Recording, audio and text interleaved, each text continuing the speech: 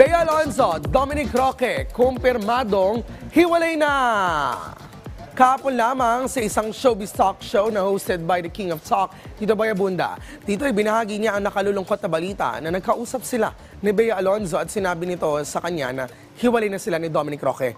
Pero may posibilidad raw na baka makapag-usap ang dalawa at maisaayos pa ang kanilang relasyon. Ayon pa kay Tito Boy, isinauli na raw ni Bea ang engagement ring kay Dominic. Samantala, sinagot rin ng King of Talk ang spekulasyong may kinalaman sa prenuptial agreement ang nangyaring breakup. Na-shock si Tito Boy dahil sa pagkakaalam niya ay si Dominic pa nag-volunteer na gawin ang prenup agreement unless raw na nabago na ang kwento.